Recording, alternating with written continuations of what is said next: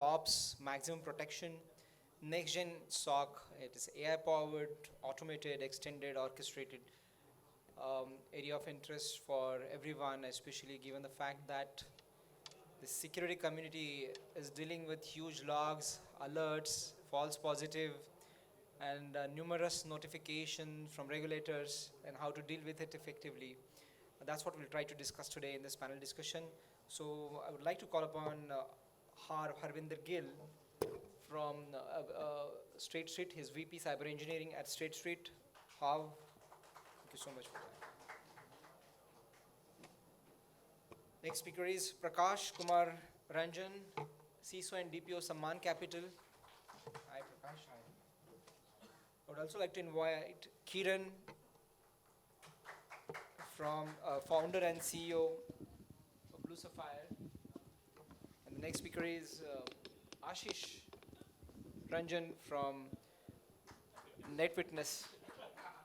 I think there is change in the slide, but I think Dave could not make it thanks to some visa issues as well as flight issues. Nevertheless, thank you so much for joining us.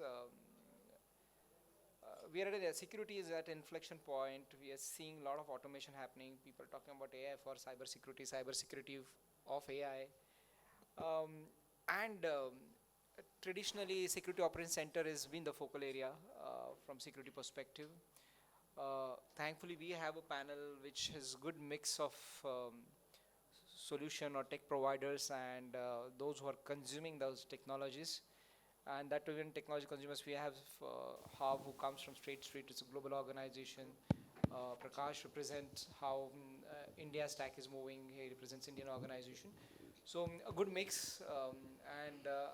While I will ask questions to the panelists, I would also make it open in between for you to ask the questions and make it more interactive. So let me start with you first, Kiran.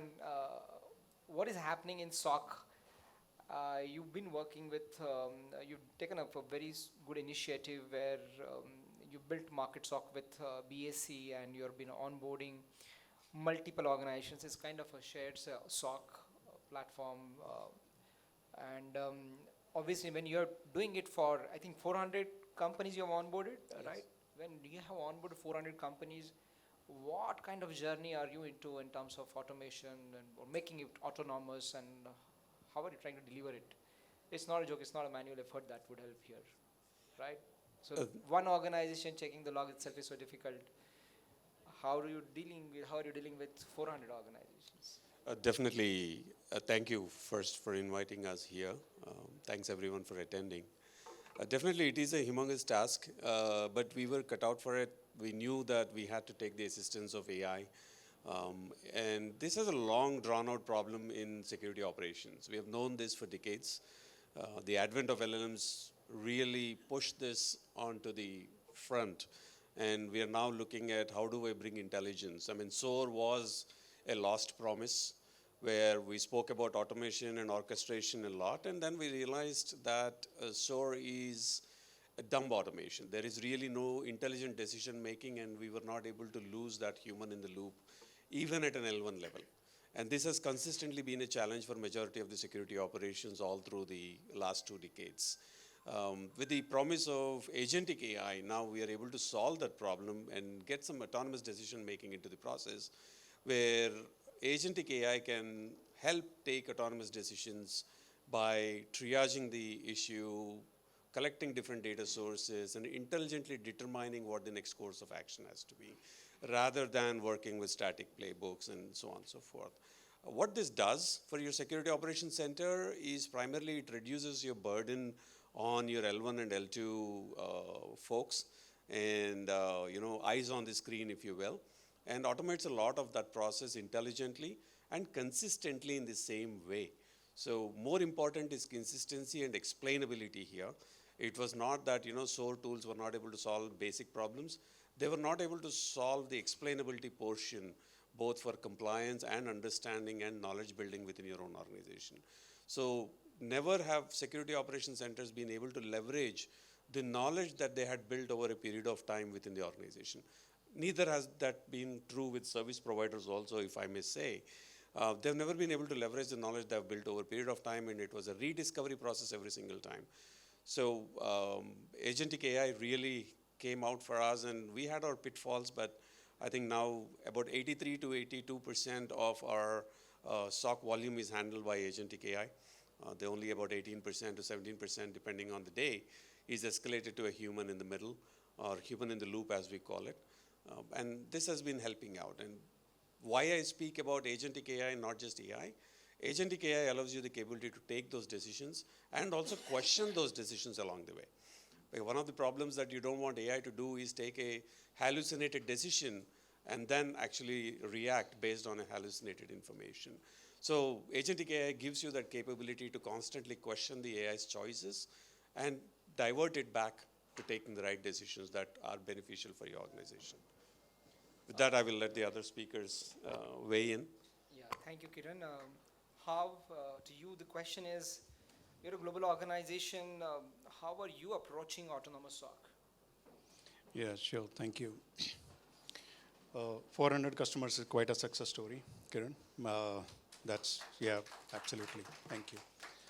But I would be a little bit harder on it, right? I have to wear my own shoes. Having a 150-year-old global company as a State Street in BFSI, right? Where today we are talking about agentic AI, and just 6-7 months before NASSCOM was talking, it's a hype, right? So just within 6 months, it has converted from hype to agentic AI kind of thing journey, right? But our problem still remains same. What I have seen is that whenever there is a solution, people build a solution, they build in a cozy room on whiteboard discussions, right? And thinking that the problem that they are going to solve, they will get the environment which would be with full of latest stacks, and there won't be any human problem over there kind of things, right? There won't be a cultural problems, those kind of things, right? That's quite a missing angle. Of course, as a solution or as an OEM, we are thinking how we can foster all these things. But in our world, problems are more legacy, more complex, and it can't be solved just by putting agentic AI in your strategy today. We have to solve so many things before that, and I'm coming from there. Having a 150-year-old organization who has acquired a lot of subsidiaries and all, now think how many subsidiaries would have came to us or integrated with us with their legacy tag. How many identity and access management solution we will have now. How many SOC solutions we will have now, right? And all the solutions are talking their own language kind of things. And today, we cannot put agentic AI on top of them. We will create more problems. So I think for us, hygiene is an issue. We are more working towards hygiene. We are more working towards data governance and all. But at the same time, we don't want to leave behind. So what we are doing spatially, right, I would like to share it with this audience. We are more working towards data governance so that at least the data from across the tools, across the app can come to some kind of data lake or data warehouse kind of things. And then we can start building data analytics on top of it so that we can start getting a 360-degree view. We can start stitching the perspective coming from various locations, various tools, various apps. So that's how the journey that we are doing. Once we mature that journey, of course, then putting agentic AI would be just the part of the process kind of things. So that's how we are solving it. That's where we are. Thank you, How. Interesting insight. By the way, How is also publishing his book. Yeah, thank you. Yeah, thank you. So my book would be coming. So we need books from security professionals, practitioners, which are kind of telling us, giving us a practical insights and not just the theory. Absolutely. So why this book actually? What motivated, just if I can take a couple of minutes, right? So 4 years back when I joined State Street, I joined from Microsoft. State Street wanted to build a center of excellence in India. So I hired almost 200 people kind of as a workforce span across Hyderabad and Bangalore. And it was very difficult to have a 200 cyber SMEs, right, who are architecture, who are engineers, and who are like coming from the engineering background and all. So I saw this problem. Like then what I did is that I hired from software backgrounds and IT backgrounds and on and started teaching them. And again, I did not find a content where I can actually teach them in a less time kind of thing. So that's actually motivated me to start something, to write something where people are coming from software backgrounds can read and understand at least some part of it as an engineering mindset in cybersecurity. And people who are coming from colleges can actually make themselves acquainted more with more of engineering fundamentals and all, right? And it is also for a leadership also like how cyber economics work. Even I have touched those areas and all. So the book would be getting published by BPB and it would be coming in next 30 to 40 days. It is already in the printing and it would be there on Amazon to order. Maybe during our next conference we can discuss more on the book as well. Sure, thank So you. Prakash, over to you. You've been working with Indian corporates.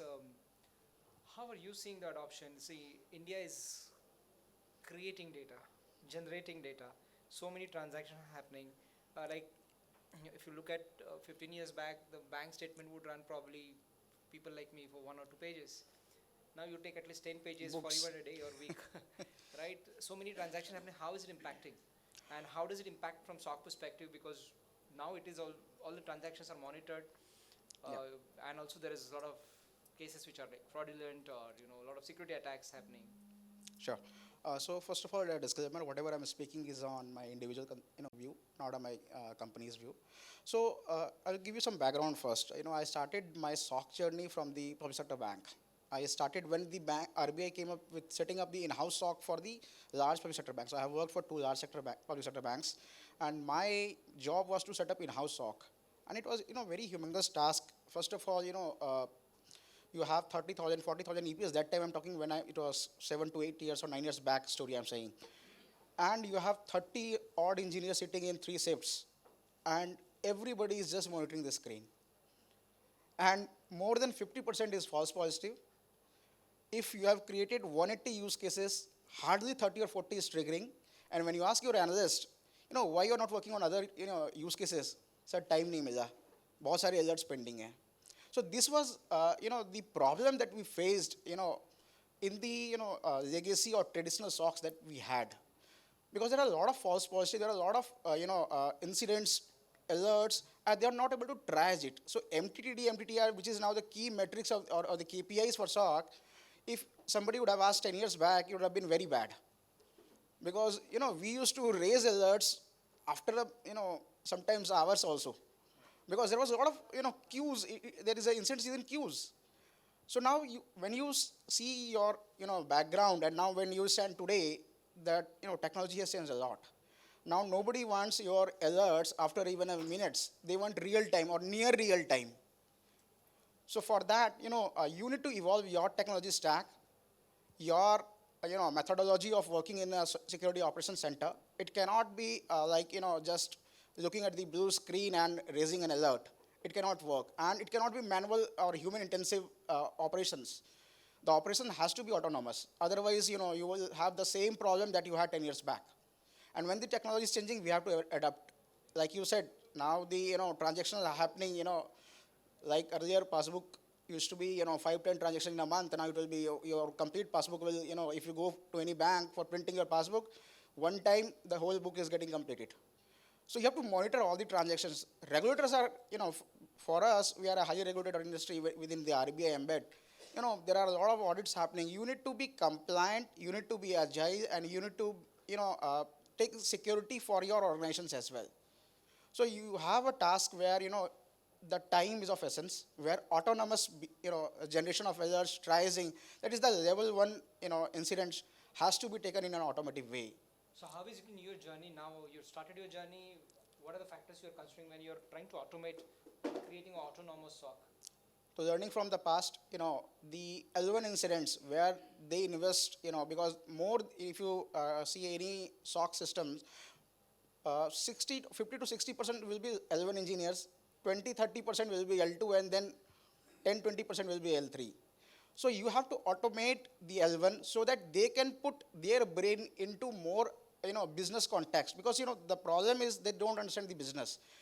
If you understand only the technology, it will not help you. You need to understand how the Swift security, if you are in a banking space, Swift is of importance. They need to understand what is Swift, what we have to monitor.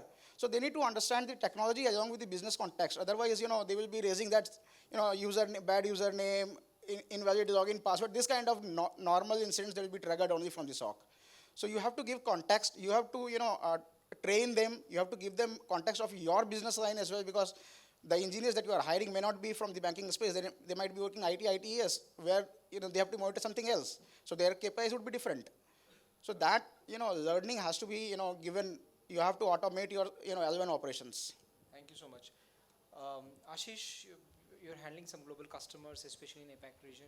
What has been your experience, and how are you helping your customers or guiding them, and what are you advising them on autonomous SOC, or how do you? Okay, so thank you, Prasad.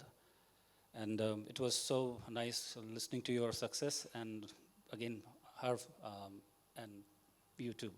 Thank you so much. I feel when we speak about autonomous SOC, the typical feeling that comes in your mind is just to replace people, replace human. It's more of letting your machine do the job of, let's say, enrichment, correlation, all these analytics, and reduce the workload of the level 1, tier 1. That's the only approach. If you think that complete level 5 autonomous SOC, today it will be disastrous. Can you imagine a situation where some false positive caused your automation level 5 SOC mechanism to disrupt the entire ATM network of State Bank of India? Can we allow that? No. So yes, it's a process. We just need to pause and reflect. This entire hype of, will transform your SOC overnight or over a couple of years. It's not going to happen. It is just not possible with the technologies that we have available in hand. Yes, it is happening. Is making sure it's happening. But if we look at the scale, and the kind of customer setup that we have in our country, if we talk about India especially, it's not that feasible yet. Obviously we know there is a gap of knowledge or shortage of skill set. And that's not a problem with individuals, it's a problem with the industry itself. If we continue to ignore, so the same level 1 will go to level 2, level 3, and the baggage of not knowing will be carried, right? And look at the efficiency. What can be done is that can be beaten by, level 3 automation. But again, if you leave the response completely and fully unsupervised by human, the results can be disastrous. But yes, that is definitely, I would say, that should be an idea to move towards, but people shouldn't be that aggressive. Right. I think giving a cautious approach is required. How I want to talk to you specifically about your implementation. We were discussing about security lakes, and how are you applying the GenAI layer? How are you orchestrating that layer for your SOC operations? Sure. So just adding to that, right, when we say autonomous SOC, we think that autonomous SOC means agent would be taking the actions what human used to take, right? I think I want to challenge that thinking mindset and the way that we are thinking. How I think autonomous SOC should be something the agents can create a context awareness. So we should first talk about the context awareness that the agent should build for us right now, which is missing, and it is very difficult for human to create that context awareness. Reason being is the attack adversaries are more of a AI and ML and all, and this side of the house, it's more of a human who are, seeing those alerts which are rule-based, today you cannot defend AI adversaries with the rule-based, right? That time has gone actually. Until and unless you create 360-degree context awareness, just as an example, you have an API in your enterprise, it's totally, there is no code vulnerabilities and everything is there. But at the same time, it has some business logic problem, right? It will never get captured in your SIEM, right? Until unless you create that context awareness that someone is daily basis trying to, send five, the alerts, 10 alerts, 15 alerts, and then it is creating some kind of context, and then you can figure it out. Your agents can figure it out, okay, looks like it's a business logic problem. Then they can flag it up. I think my first success definition of autonomous SOC would be that. And we are working towards this direction. So what we are doing is, as I said, that we have a lot of legacy system, whether it's a mainframe and whatnot kind of things. There are systems where it's very impossible to change the code, because to change the code, you need to bring them down. To bring them down, even a 5 second is not possible, because dollar value is running on them kind of things, right? So what we are doing is then we are trying to bring that data governance, data lake, data analytics kind of things, and bringing all the data, whatever possible data, creating a 360-degree view of the data first. That is our first approach. And then second is all the context awareness from different tools, whether these are identity tools, AD tools, and whatnot, whatever you have put in your systems, those kind of things. Then we are slowly building certain agents, AI agents on top of them, which can start giving us a context awareness of it. So that's where we are on the journey. Once we figure it out that, yes, this context awareness are 100% successful, then maybe we can turn them on to take actions. That's how we are moving. Thank you so much. Any one of you would like to pitch in, and you are using any different approach or different ways? I wouldn't say different approach. I agree a lot with what Mr. Harris said. Way back in 2022, when LLMs and AI really was the outburst and really came out into the open, very early on we realized that unless you have a proper data framework, you'll not be able to capitalize on it. What are these LLMs and what are these AIs and what are these agents running on? Anybody want to take a dig at it? It's knowledge, right? We agree they're actually trying to understand knowledge, make sense of the knowledge that exists, stitch that knowledge together in a way that is beneficial to the consumer, which will be you or a security analyst or anybody else for that matter, right? How is that knowledge arrived at? Is your event a knowledge? Is your alert a knowledge? Is your incident a knowledge? What is knowledge? Is your user action a knowledge? Knowledge is a combination of all of these. So until you have a fundamental framework where you're able to tie these data points together on a knowledge graph, if you will, right, for lack of better terms. I know it's a very abused term in the market, but in reality, when you go back to the technology fields, unless you're able to map these onto a knowledge graph, your AI cannot understand the context of it. Otherwise, it's just a bunch of random text which will try to make sense of it in its own way. And that's not what we need in security operations. The bane of being in security operations is we cannot be opportunistic. We have to be there every single time, get it correct every single time. The attackers have the luxury of being opportunistic. They don't have to wait for anything to mature. Spray and pray, right? And even if you look at the general LLMs where you're actually talking about Grok, ChatGPT, OpenAI, Gemini, wherever you're working with, they're still in an opportunistic mode. The answers they're giving you are not always right. How are you going to correct and check for the drift? Security operations is a very different problem. So overlaying your LLMs onto this directly is a disaster in the making. So the way we have approached this problem back when is we realized we have to shift to data lakes. A, because we need more and more data to be accurate. B, we need data to be in a framework that is readily available to be superimposed onto a graph and thereby build knowledge graphs which can then contextualize information for the agents. So the agents are relying not necessarily on the log data, they are relying on the knowledge graph connections that have pre-made for it and be able to produce results much, much faster. The actual event is providing some additional context to what is really happening, but the reality of the context is derived from these knowledge graphs. And until you have all of those layers, just attaching an AI SOC to your existing QRadar, yes, we do say, yes, you can do it. But unless we consume that knowledge and build those intelligence and context on top of it, this is going to be a pipe dream, right? So the analysts have to get it right almost every single time. And somebody was talking about, laying off of workforces, are we going to remove L1, L2s? No, that's not the idea. I don't think in any corporate house that I've come across, any boardroom that I've been, they're talking about reducing workforce because of AI. They're talking about improving productivity. And these workforce will be reassigned to different tasks, right?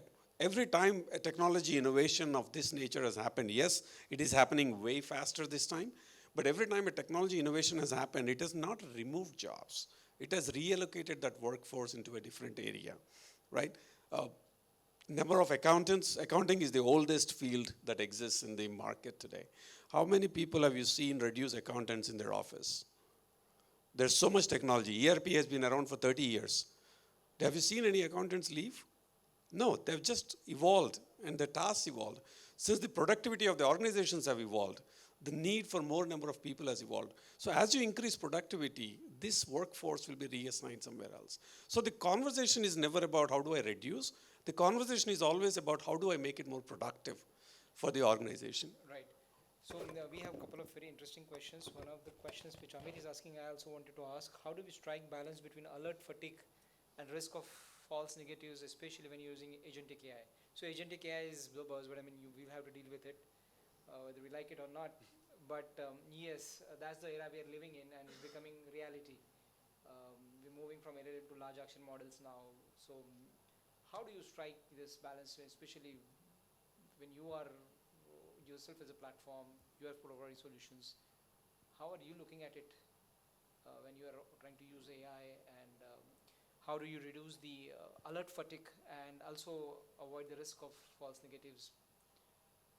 I think as an industry, we have realized the need for SLMs and nano LLMs and so on and so forth, right? Where we build specialized models on top of these general NLL models. So you can focus your knowledge on a specific sector and thereby reduce your alert fatigue. And that's really what your AI SOC and all the conversations about agentic AI is really about, is being a very good assistant. So it takes out the noise and you can focus on the actual value. So these analysts can focus on the alerts that really matter for the organization, not necessarily focus on the mundane activity. Right? We used to have technical writers. We used to have... No, that is understood. I think we're getting more into whether AI should be used or not. That's not the question here. It's about alert fatigue and risk for false negatives. Any specific answer you want to drive? So the way we look at it, I can just give you where the industry is headed is using explainable AI. And there's a lot of work being done continuously, and that field is also evolving a lot. Explainable AI is what is bringing accountability into AI. So the risk of false negatives using AI goes down. Okay, thank you. Anyone who would like to pitch in? And Ashish? Yeah. Anyways, so give me a second. See, I would definitely say we need to adapt to the new technologies, new happenings, which is a good thing, and you're doing quite a noble job, must say. But this is not how it's happening in the market. If you go and see people talking differently about, how they pitch in, how they make the noise. But coming back to, I wouldn't say you should rely 100% on the outcomes, from the core. That's what the question is, how do you strike the balance?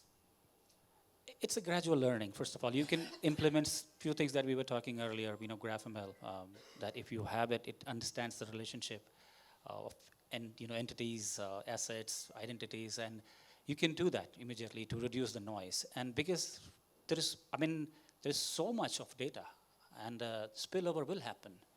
So if you really want to, there are technologies available. I think most of the OEMs and solution providers are actually accommodating this, because this has been day one problem with SIM. Information overload, overload of alerts. You cannot possibly entertain. Your one analyst can triage practically 10 to 15 to 20 alerts a day. There are like trillions of them. Right. So definitely, Yeah. I would suggest, people should get the adaptive mindset towards the new technologies. Yeah. So Prakash, you are a consumer finally, you are using these technologies and you will be facing the hit. If something goes wrong, your regulators will be asking you the questions. Correct. So what confidence you have, and what measures you would take if you were to take this journey of deploying AI agents, but what measures you put so that you build that confidence. Finally, at the end of the day, any such incident, there will be a investigation, and then obviously the question on technology would also definitely come, how you deployed it. So how Yeah, do you deal with so it? the first is that we have not moved to that agentic SOC model as of now. So that question does not arise as of now. Even the regulators have not seen that model, because when the regulators comes for audit, they ask, this use case has been signed off by CISO or not. If there is any change in the parameters as well, whether there is a sign off or not. So if you go into agentic model, nobody will come for CISO sign off. So it has to evolve. The entire ecosystem has to evolve. So we are yet He's to see also that. facing regulators, by the way. His model is also deployed on where regulations are heavy from SEBI. Yeah, that's what I'm saying. But then the regulators also has to see that point of view, because when the auditors comes, whether it is IS audit, ISO or a regulator, they come by the book.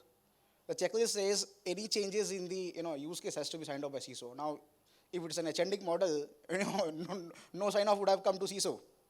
And it is not humanly possible also, because it is auto evolving. Basis the the nature of the incidents, it will auto trigger, auto triage.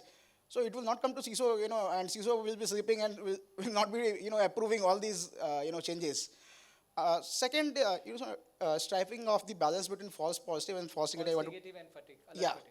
So see, that is what he said. I agree to him. It's basically experience. You cannot leave any incidents, and also you have to see that you have to strike a balance between that fatigue, because a lot of incidents will come.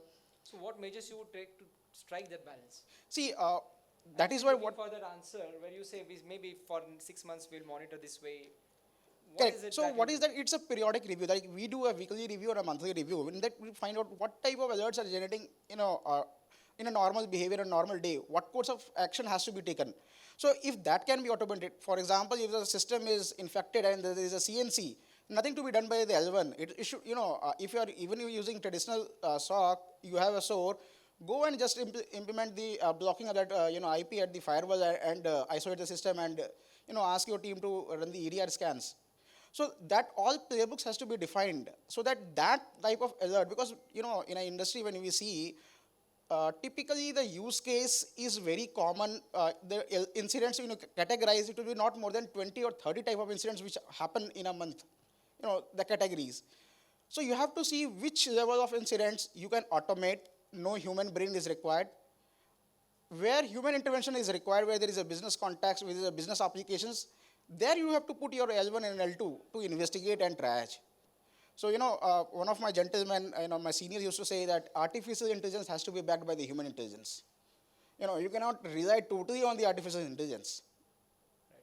So there's one more question. Is it advisable for business to rely on agentic AI to drive outcomes? I think he has given, all of them have tried to answer this question. There's another question. What is prompt injection? Who's asking this question?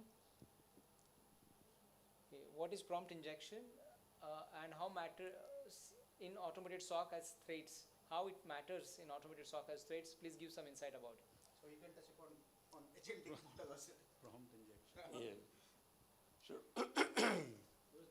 So I also want to take 1 second, sorry, just a minute tell them about to, prompt injection attack. to answer Naveen's question here also on the outcomes and the hallucinations. How are you measuring human fallacy at this point in your organization? Interesting. So it's evolving, isn't it? You were not even aware of it, and you have never counted what the human fallacy is. And I'll challenge you, it is at a much higher rate or at an equivalent rate of what an hallucination by an LLM will be, right? So this is evolving, yes, we all agree, but we tend to always expect a perfect system when it comes to technology. Technology is also constantly evolving like us. It is also built by humans like us. So it is prone to its own problems. The best defense for you is to be aware of those problems and be acknowledged and understand how to actually track this. I think that is really the key to answer Naveen's question. If that doesn't answer, I'm happy to expand on that, sir. Prompt injection in agentic AI is not relevant. By definition, prompt injection is relevant to interactive communications with LLMs. Agentic AI, on the other hand, has a lot of guardrails that are already part of the agentic LLMs to ensure that prompt injection doesn't become a problem. It is actually much, much harder on an interactive AI, primarily because you cannot predict what the user is going to give you as an input. On the agentic side, majority of it is predefined. What an agent can take, what an agent can do, whether you're using model context protocols or others, there are enough guardrails that we can add. On the interactive side is where this becomes a problem. Thank you so much. I think we're running a poll actually. I would request audience to respond to the poll questions. And I've been told that it's now almost time up for our discussion.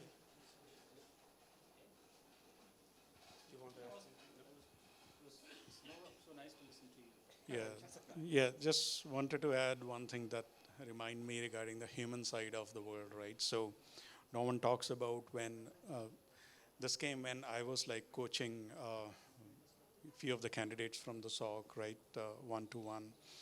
So this candidate who was continuously seeing the false positive, right, and somehow it got into his mind that everything in the world is false, nothing is truth.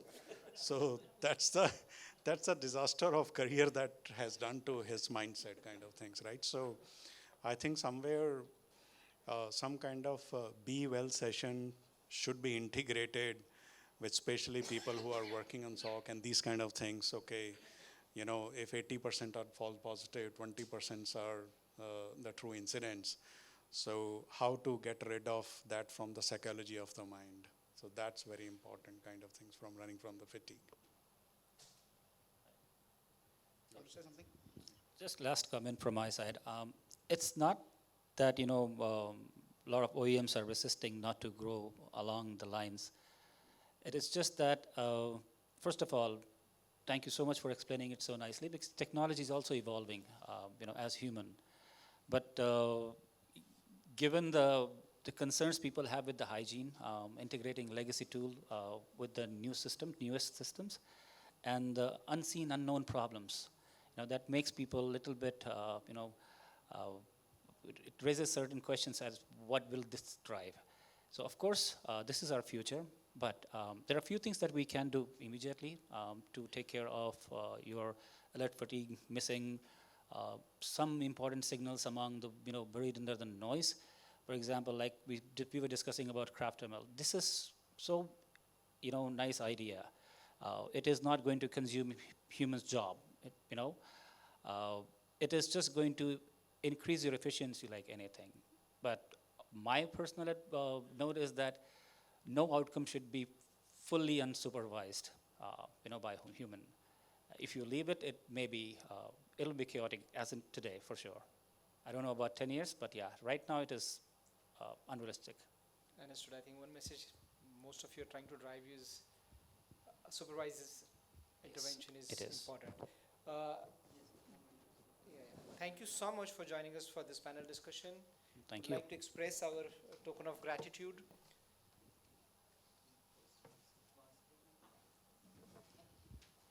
Thank you. We have your photos here on the group stage. That's why there's a sequence.